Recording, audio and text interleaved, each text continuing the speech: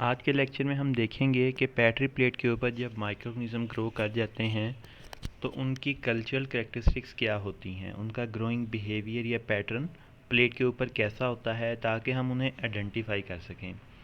तो उनकी बहुत सारी कैरेक्टरिस्टिक्स में फर्स्ट वन जो है which is odor production, means they produce a particular type of smell. Some bacteria produce a unique aroma or gas as a result of their metabolic processes. An astute microbiologist will always make note of the specific aroma of the organism under study. Examples of aroma are ammonia, rotten egg, or alcoholic or fecal type smell. Rotten egg produces hydrogen sulfide like smell, and ammonia, alcoholic or fecal smells are produced some relevant type of bacteria, such that fecal smell is produced by the microorganisms which grow in the feces. Other characteristic is pigment production. हम देखते हैं कि microorganisms किस तरह के pigments produce करते हैं। Pigments produce by bacteria are either cell bound, limited to cell and the colony, extra cellular pigment is released into the medium, और बोथ के वो सेल की अंदर वाली साइड पे भी मेम्ब्रेन के साथ भी बाउंड हो सकते हैं, उसकी कॉलोनी के साथ बाउंड हो सकते हैं, या एक्स्ट्रा सेलुलर पिगमेंट्स होते हैं जो कि मीडियम के अंदर रिलीज़ करते हैं और ये पिगमेंट्स एक पर्टिकुलर कलर देते हैं। ये दोनों तरह के भी हो सकते हैं। The colour of the pigment should be noted as this characteristic could be very helpful in the identification of organism. Third one is colony morphology. Colony shape में कैसी है, साइज में कैसी है। This category includes the colony density, texture, elevation, cohesiveness, shape and margin. In characters को हम one by one discuss करते हैं। Although we do not require you to learn these terms by heart, it is a good idea to get familiar with them. Like first one is colony density. Colony density, for determining the colony density, hold the plate in front of a light source to determine if the colonies are clear, opaque और translucent.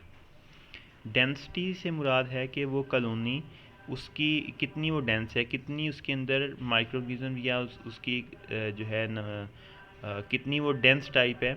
Light density को हम in terms of light passage measure कर सकते हैं, जैसे clear, OPEC या translucent के वो कम लाइट को गुजरने देगी। क्लियर में वो बिल्कुल लाइट को पास होने देगी, ओपेक में वो लाइट को बाइंड कर लेगी, और ट्रांसलूसेंट में वो उसको बिल्कुल जो है वो लाइट को गुजरने तो देगी लेकिन वो वैसे नहीं होगी जैसे एक बिल्कुल क्लियर होता है, मतलब उसमें से कम लाइट पास होने देगी।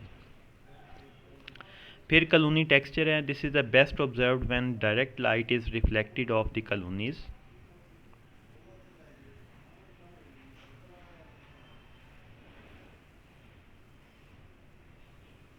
The texture is usually either smooth, even surface, or rough, irregular, non-smooth surface. Then colony elevation. Colony elevation can be observed under direct light. It can be either flat, जैसे shape में ये flat के आगे बिल्कुल वो एक plane जो है वो मीडिया की सरफेस के साथ फ्लैट फॉर्म में होगी। Raised, a little bit raised upward, जैसे ये इसके ऊपर बिल्कुल मन्यूट सी ऊपर को उठी हुई है। फिर convex, convex just like convex lens के दरमियान में से वो ऊपर को उभरी हुई होगी। फिर पल्विनेट है और अम्बोनेट है। Colony cohesiveness, this can be grouped into stringy, creamy, mucoid और ड्राई, कि वो colony just like a cream या एक ड्राई शेप में हो सकती है, या स्ट्रिंजी या क्रीम म्यूकॉइड हो सकती है। The dry colonies can be lifted of the plate entirely, जो ड्राई होंगी जैसे एक वो खुश्क छिलके की तरह होती है, तो वो प्लेट से ऊपर को तरफ लिफ्ट की हुई होगी। And they are hard to suspend in liquid. Colony shape, different colony shape हो सकती हैं कि जब माइक्रोऑर्गेनिज्म प्लेट के ऊपर ग्रो करेंगे उनकी डिफरेंट शेप्स हैं जिनको हम देखते हैं। If viewed from above the colony shape could be categorised as punctiform, which are very small pointed shapes. जिस तरह से आप शेप के अंदर यहाँ पे देख सकते हैं कि बिल्कुल वो स्मॉल पॉइंट्स होंगे जो कि इस तरह से अलग अलग आपको फॉर्म में नज़र आएंगे। फिर फिलामेंटस होंगे जस्ट लाइक अ फिलामेंट, लेकिन ये फिलामेंट जो है ये फंगस का फिलामेंट नहीं है बल्कि ये उस शेप में है। फिर स्पिंडल शेप्ड हो सकती है, जैसे ये स्पिंडल शेप है। इरेगुलर, कि वो किसी भी तरफ को इस तरह से बढ़ी हुई होगी। सर्कुलर, मोस्टली जो बैक्टीरियल कॉलोनीज होती हैं वो इस सर्कुलर फॉर्म में होती हैं। और राइजॉइड, या जैसे फंगस की जड़ें या वो राइजॉइड होती हैं उनकी शेप होती है वैसी राइजॉइड फॉर्म में होगी। फिर कॉलोनी मार्जिन्स हम इसमें ये भी देखते हैं कि कॉलोनी साइड से कैसी है, कॉलोनी के एजेस कैसे हैं, या वो मार्जिन जहाँ पे वो कॉलोनी एंड हो रही है या एक दूसरे से वो सेपरेट हो रही है वो किस फॉर्म में है। कॉलोनी एज और margins could likewise be described as entire, जैसे ये एंटायर होगी बिल्कुल एंड हो रही है। अंडुलेट, फिलामेंटस, कर्ल्ड, लोबेट और erose. Then colony size, colony size अब कॉलोनी छोटी भी हो सकती है बड़ी भी हो सकती है, जिसको हम in terms of diameter measure करते हैं। The relative diameter in millimetre of average individual colonies growing on a certain medium can be a useful characteristic, especially when someone is comparing different species. By observing the total number and the number of different types of colonies, the different growth responses, different incubation temperature and results of culturing the same source from different individuals, you will find answers to the following questions. In what type of environment are bacteria found? जब हम इन माइक्रोनिज्म के growing pattern को, उनकी growth को देख लेते हैं तो हम उससे गेस कर सकते हैं कि किस तरह के इन्वायरमेंट में बैक्टीरिया हो सकता है। Which environment has many bacteria and which has few, how many different species of bacteria as revealed by different colony types are found in any given environment, how do different areas of the human body vary in type and number of bacteria present, are the areas the same or are they different in different individuals, how does a single environmental factor temperature affect the number and type of colonies found in the culture। तो ये सारी जो हम माइक्रोनिज्म की characteristics को देखते हैं ये उनके फिजियोलॉजिकल, कल्चरल या मॉर्फोलॉजिकल करैक्टरिस्टिक्स को देखते हुए हम ये एक गेस कर सकते हैं। इस प्रैक्टिकल में के लिए आइसोलेशन के लिए या बैक्टीरिया को ग्रो करवाने के लिए पर्टिकुलरली आइसोलेशन हमें कुछ लेबॉरेटरी सप्लाइज की ज़रूरत है, जैसे mixed culture in broth tubes के डिफरेंट टाइप ऑफ बैक्टीरिया हैं, वो एक हमने ग्रोथ जो ट्यूब के अंदर ब्रॉथ मीडियम है उसके अंदर डिफरेंट टाइप्स ऑफ बैक्टीरिया हैं। मैक प्लेट चाहिए, बीएचआई प्लेट चाहिए, BHI plates for second lab, CNA plate, SBA plates, sterile water eppendorfs, ये छोटी छोटी ट्यूब्स होती हैं eppendorfs, lettuce sample, urine sample, soil sample, swabs and sterile.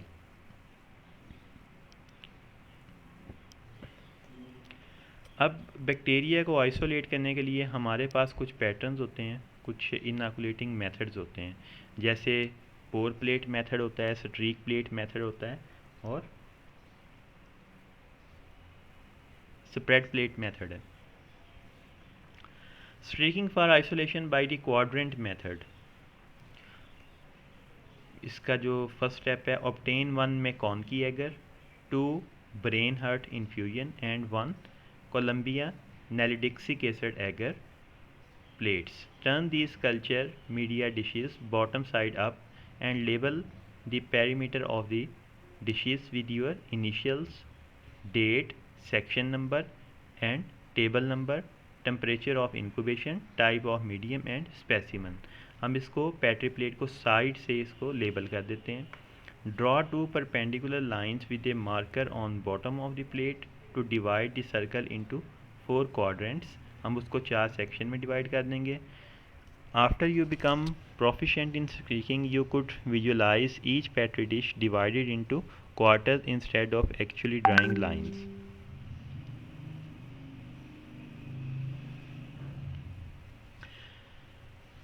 जब इन 4 sections के ऊपर ग्रोथ आ जाएगी तो हम इसको 4 अलग अलग सेक्शन में देख सकते हैं, जबकि उसमें आप लाइन बाद में रिमूव भी कर दें तो आपको ये क्लियर नज़र आएगा।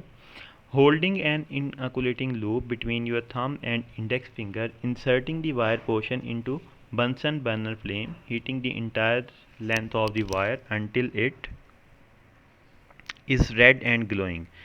Allow the wire to cool before doing the next step. Do not wave the loop in the air. अब ये जो स्टेप है इसमें बेसिकली करते हैं हम क्या हैं, ये आप जैसे एक फिगर के अंदर देख रहे हैं, ये बैक्टीरियोलॉजिकल वायर लूप को अंगूठे और अपनी उंगली के साथ आप पकड़ लेते हैं और उसको फ्लेम के ऊपर बर्नर के साथ जो हम चला के रखते हैं, हम फ्लेम के ऊपर हम उसको रेड हॉट कर लेते हैं। कि इसका मकसद क्या है कि हम उसको स्टेरिलाइज़ करते हैं ताकि हम जो स्ट्रीक करना है, जिस हमने कल्चर को लेना है, वो कंटेमिनेट ना हो और वो बैक्टीरियोलॉजिकल वायर लूप से कंटेमिनेटेड ना हो, हमारे पास प्योर कल्चर आए। और जब वो रेड हॉट हो जाती है तो हम उसको फ्लेम से थोड़ा सा साइड पे करके ठंडा करते हैं या उसको स्टेरिलाइज्ड मीडिया की साइड पे टच करके उसको बाद में ठंडा कर लेते हैं ताकि टाइम को सेव किया जा सके। तो उसको स्टेरिलाइज करने के बाद हम बैक्टीरियल कल्चर को उस वायर लूप के साथ पिक करते हैं। मकसद इसका यही है कि हम उसको रेड हॉट करने के बाद उसको स्टेरिलाइज कर सकें। The wires of your loops are made of special alloy that makes them heat fast and cool fast. ये एक पर्टिकुलर मटेरियल की बनी होती है और ये जल्दी ही रेड हॉट हो जाती है और जल्दी ये कूल भी हो जाती है। Still the loop takes about a minute to get down to room temperature after being in the flame. If your loop is not sufficiently cooled down, it may kill the organism that it comes in contact with and you may observe no growth on your plates. तो जैसे आपको बताया कि जब red hot हो जाती है तो हम उसको ठंडा करने के बाद कल्चर के अंदर डिप करते हैं। उसका मकसद क्या है कि जब आपके पास रेड हॉट होगी तो आप जब उसको कल्चर के अंदर डिप करेंगे तो जो उसके साथ बैक्टीरिया या माइक्रो ऑर्गेनिजम्स आएंगे वो किल हो जाएंगे। और हमारा मकसद है कि हमने उस कल्चर को आगे इनॉकुलेट करना है, इसलिए हम वायर लूप को थोड़ा सा ठंडा कर लेते हैं और इसको हवा में भी आप लहरा के ठंडा नहीं करते ताकि किसी किस्म का कंटेमिनेशन का रिस्क ना हो। Using your free hand pick up the tube containing the mixed culture and gently shake it to disperse the culture. आप जैसे ये फिगर में दिखाया गया है, ट्यूब को लेके उसको थोड़ा सा शेक कर लेते हैं ताकि कल्चर उसमें जो है वो यूनिफॉर्म हो जाए। बासपा माइक्रो ऑर्गेनिज्म या बैक्टीरिया हैं वो इस तह के अंदर बैठ जाते हैं और उसके ऊपर ब्रॉथ उस सरफेस के ऊपर आ जाता है। रिमूव द ट्यूब कैप और plug with free fingers of hand holding the sterile inoculating loop and carefully flame the lip of the tube in the Bunsen burner flame. जैसे हमने लास्ट लेक्चर में discuss किया था कि इसके जो ये बिल्कुल साइड्स हैं, इसकी एजेस हैं, इसको भी बासफा हल्का सा फ्लेम के साथ इसको टच फ्लेम लगाया जाता है ताकि ये स्टेराइल सरफेस बन जाए। क्योंकि जब आप वायर लूप को इस ट्यूब के अंदर जाएंगे तो पॉसिबिलिटी है कि इसके जो है किनारों के साथ ये लगे और क्योंकि ये किनारे हवा के साथ या प्लग के साथ इन कांटेक्ट होते हैं तो ये कंटेमिनेशन के यहाँ पे चांसेस होते हैं, तो इसलिए आप इन किनारों को भी स्टेरिलाइज कर लेते हैं। Tilt the tube to bring the broth culture within 1 inch from the lip of the tube. और इसका एक मकसद ये भी है कि जो इसके किनारे जब स्टेरिलाइज्ड होंगे, क्योंकि आपने अगले स्टेप में इसको टिल्ट करके इसको थोड़े से फासले पे ले आना है, यहाँ किनारे से इस यहाँ तकरीबन 1 इंच का फासला बनता है ताकि आप इसको वायर लूप के साथ आसानी से कल्चर को पिक कर सकें। Insert the sterile loop and remove A small amount of growth. आप उसको बैक्टीरियोलॉजिकल वायर लूप से वहाँ से ग्रोथ लेंगे, इसको उठाएंगे। A loopful is usually sufficient. आप एक लूप को उठाते हैं। Try not to touch the sides of the tube with the loop. और कोशिश करते हैं कि इस साइड के साथ कहीं पे भी अंदर वायर लूप टच ना हो। Flame the tube lip again. Carefully replace the tube cap और plug and return the culture tube to the test tube rack. अब हर स्टेप पे हमने कंटेमिनेशन को अवॉइड करना है। हम देख सकते हैं कि जो हमने ये वर्क किया है इसके दरमियान कंटेमिनेशन इस दौरान में कहाँ से हो सकती है। जब आप वायर लूप को अंदर लेके जाते हैं, कल्चर को यहाँ से पिक करते हैं, तो पॉसिबिलिटी है कि ये जो वायर लूप के ये साइड्स हैं, ये किनारे हैं, ये कहीं पे भी इसके लिप्स के साथ या इसकी दीवारों के साथ, टेस्ट ट्यूब की दीवारों के साथ यहाँ पे टच कर जाएं। तो आपने अगेन जो है इसके लिप्स को फ्लेम के ऊपर करना है ताकि ये इसकी सरफेस स्टेरिलाइज हो जाए, और फर्दर जो आपने प्लग उठा के उसको इन्वायरमेंट में या किसी सरफेस के ऊपर रखा है, आपने उसको रिप्लेस कर देना है, नया कॉटन प्लग लगा देना है स्टेरिलाइज्ड, या उसके ऊपर कैप लगा देना है। उसको अगेन आपने टेस्ट ट्यूब रैक के अंदर या जहाँ पे उसको कल्चर को प्रिजर्व किया आपने वहाँ पे उसको रख देना है। Expose the agar surface of each plate for inoculation by raising the lid at an angle over the agar, thus keeping the plate surface protected from aerial contamination। जैसे लास्ट टाइम हमने स्टेराइल कंडीशंस को maintain करने के लिए देखा कि हम battery plate को उसका लिड थोड़ा सा हाफ एंगल पे उठाते हैं ताकि उसके साथ एयर का कांटेक्ट ना हो, उसका मैक्सिमम एक्सपोजर टू एनवायरनमेंट हो। हम उस वायर लूप को उस मीडिया के ऊपर एक ख़ास पैटर्न के साथ एक उसको ड्रैग करते हैं। Apply the mixed culture on the loop onto the first quadrant by sweeping the area of the quadrant, spread the specimen out well. तो आपने जो लूप फुल कल्चर का लिया है, आप उसको उस जो बैटरी प्लेट को 4 पोर्शन में डिवाइड किया था, एक पोर्शन में उसको जो है आप जिग जैग पैटर्न में या एक ख़ास पैटर्न में उसको ड्रा करते हैं। Flame the loop and allow it to cool. Again आप जो आपने स्प्रेड कर दिया, अब आपने जो लूप है जिसको बैक्टीरियोलॉजिकल वायर लूप भी बोलते हैं, उसको आपने अगेन फ्लेम के ऊपर स्टेरिलाइज करना है। You may cool the loop in an uninoculated area of the medium. जैसे आपको पहले बताया कि आप टाइम सेविंग के लिए उस लूप को, रेड हॉट ट्यूब को आप मीडिया के ऊपर जहाँ पे आपने इनोकुलेट कोई भी चीज़ नहीं की, मतलब स्टेरिलाइज्ड सरफेस है, स्टेराइल सरफेस है, स्टेराइल मीडियम है, आप वहाँ पे उसको अगेन टच करेंगे ताकि वो थोड़ी सी ठंडी हो जाए। अगर ये पीछे भी इसको थोड़ा सा डिस्कस किया गया कि अगर हम उस गर्म ट्यूब जो बैक्टीरियोलॉजिकल वायर लूप है उसको डायरेक्ट बैक्टीरिया के साथ टच करेंगे या उसको स्वैप उसके ऊपर स्ट्रीक करेंगे, उसके ऊपर जो है एक पैटर्न के साथ ड्रा करेंगे, तो वहाँ पे कोई ग्रोथ नहीं आएगी, क्योंकि ये रेड हॉट है और रेड हॉट जो बैक्टीरियोलॉजिकल वायर लूप है वो बैक्टीरिया को किल कर देगी। Do not wave in the air to cool, कि आप जल्दी में इसको हवा में लहरा के ठंडा नहीं करें। अब ये यहाँ पे जो है इसको एक बैटरी प्लेट को दिखाया गया है जो कि हमने 4 पोर्शन में इसको डिवाइड किया। ये एक दरमियान में जो लाइन ड्रा की गई है, एक छोटे छोटे इसको पार्ट्स बना के। तो फर्स्ट क्वाड्रेंट में अगर हम देखें तो हम इसको इस तरह से मैक्सिमम इसको ड्रा करते हैं ताकि उसके अंदर बैक्टीरिया आ सकें। दूसरे में हमने उसको रिलेटिवली फासले से उसको ड्रा किया है, एक उसको ज़्यादा स्पेस दी है। फिर थर्ड क्वाड्रेंट में वहीं से इसको ये ऐसे ड्रा किया है, और चौथे में इसे। अब इस फिगर में देखने में तो सिर्फ 4 पोर्शन नज़र आ रहे हैं, लेकिन ये इस पैटर्न में भी आगे एक ख़ास बात है जो कि आपको ज़्यादा क्लियरली देख नज़र आएगी। जैसे हमने फर्स्ट क्वाड्रेंट में इसको अच्छी तरह से यहाँ पे स्प्रेड कर दिया, वो जितने भी वो लूप फुल के ऊपर माइक्रोऑर्गेनिज्म आए थे उनको हमने यहाँ पे स्प्रेड किया। अब जो हमने फर्स्ट क्वाड्रेंट में इसको स्प्रेड कर लिया है, आपने दोबारा से बैक्टीरियोलॉजिकल वायर लूप को फ्लेम के ऊपर हीट करना है। हीट करने के बाद अब चूंकि ये तीनों जो पोर्शन है अभी ये ठंडे हैं, जो है एक तो ठंडे हैं और दूसरे ये स्टेराइल हैं, तो आपने यहाँ पे कहीं पे भी साइड पे बैक्टीरियोलॉजिकल वायर लूप को टच करके इसको ठंडा कर लेना है। अब जब ठंडी हो गई है बैक्टीरियोलॉजिकल वायर लूप, तो आपने इस पहले क्वाड्रेंट में जहाँ पे आपने स्ट्रीक किया था या आपने इसको वायर लूप को ड्रॉ किया था, उसको ड्रैग किया था, उसके किसी एक एंड से आपने इसको अगेन वहाँ से टच करना है और उसको इस पैटर्न में आपने ग्रो कर देना है।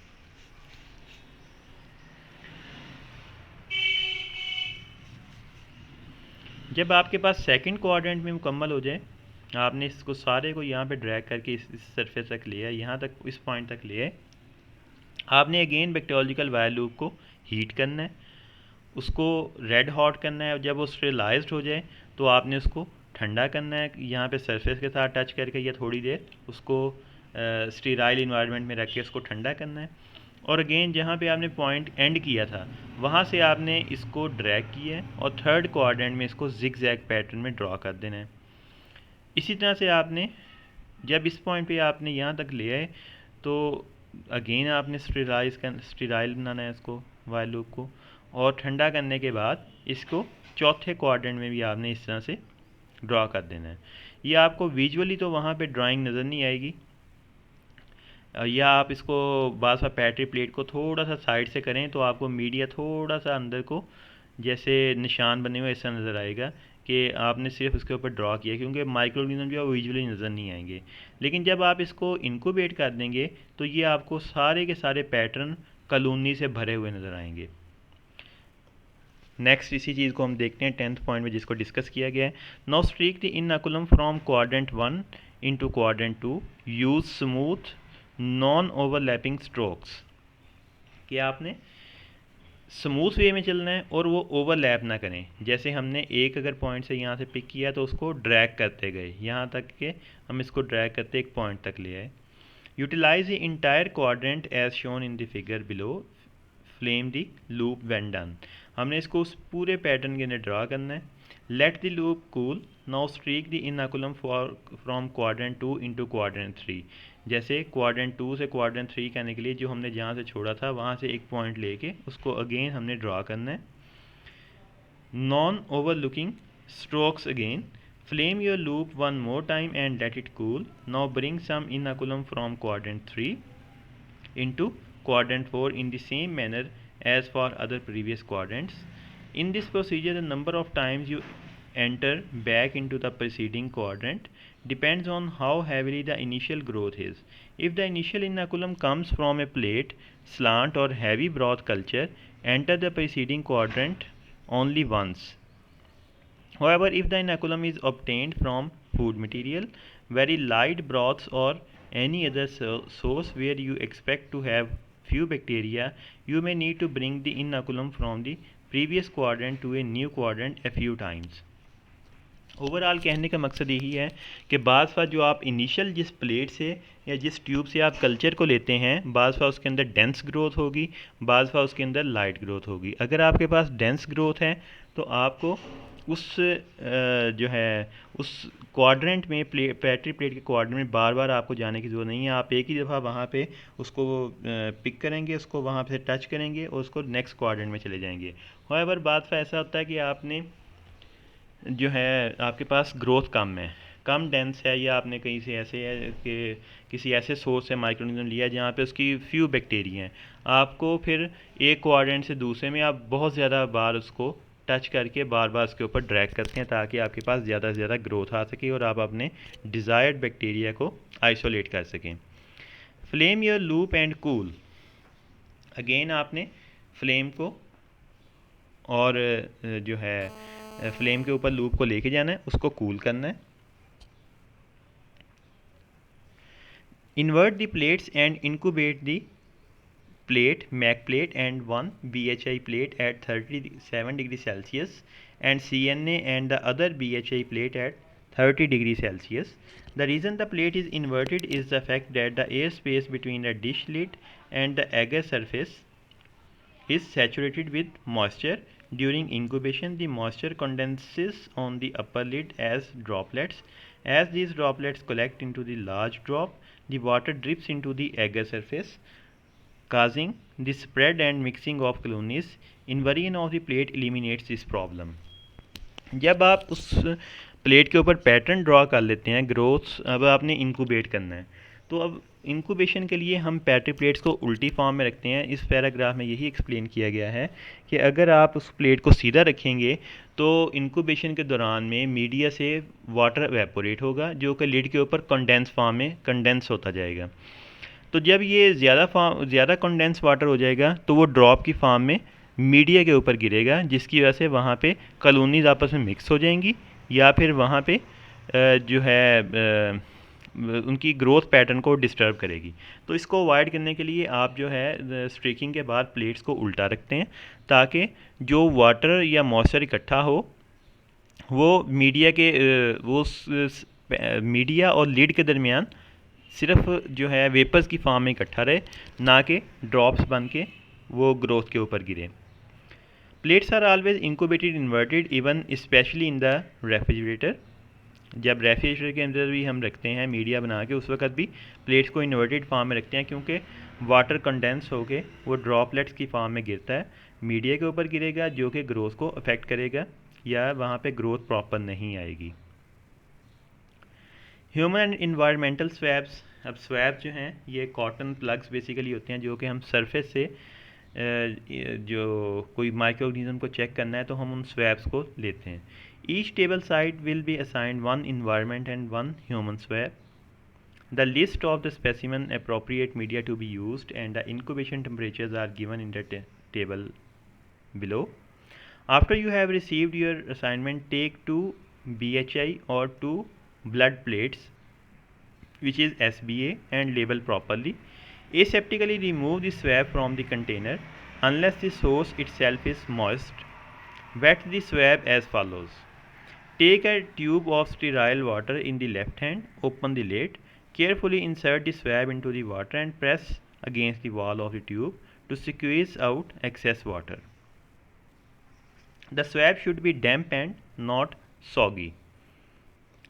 आप यहाँ पे देख सकते हैं कि 1 थ्रॉट और कॉइन का है, BHI पे 20 और 30 डिग्री सेल्सियस पे, SBA पे 30 और 37 है, 9 सॉइल और इसी तरह से डिफरेंट स्वैब्स हैं। अब 4th नंबर पे आपने क्या करना है, inoculate the swab according to the specific instruction given below for each source and streak quadrant 1 of plates. कि आपने जो फर्स्ट स्वैब्स का बेसिकली जो पिछले पॉइंट में बताया गया है कि आप स्वैब को स्टीराइल वाटर के अंदर डिप करते हैं, ताकि आपने जिस सरफेस से उसको टच करना है वहाँ से कुछ माइक्रो ऑर्गेनिज्म जो हैं वो वहाँ पे उसके साथ अटैच हो सकें। तो आपने उन स्वैब्स को गीला करने के बाद उसी स्टीराइल वाटर की ट्यूब है या जो भी कंटेनर है उसकी आपने साइड के साथ उसको टच करना है, और प्रेस करने के बाद मॉइस्ट और डैम्प स्वैब को आपने सरफेस से स्वैबिंग के लिए यूज़ करना है। फिर आपने उसको क्वाड्रेंट 1 में, जिस तरह से हमने पीछे उसको ड्रैग किया बैक्टीरियोलॉजिकल वायर लूप को, उसी तरह से आपने इस स्वैब को ड्रैग करना है। For throat specimen have the subject open his her mouth wide, lower the tongue and gently touch far back in the tonsil area on both sides with a dry sterile swab. Inoculate 2 blood plates. तो इसमें basically स्वैबिंग का ही बताया गया कि throat swab, जिस तरह से आजकल कोरोना वायरस में हम नोज से या माउथ का स्वैबिंग करते हैं, बिल्कुल वही थ्रॉट स्वैब के लिए इसका तरीक़ाकार बताया गया। स्पेसिमन फ्रॉम ड्राई सरफेस, रब the moistened swab over about 1 square inch of surface. For skin, try various areas such as forearm, armpit, foot, etc. Inoculate the 2 appropriate plates. Nose specimen, touch the back of the interior nostril area. Inoculate 2 blood plates.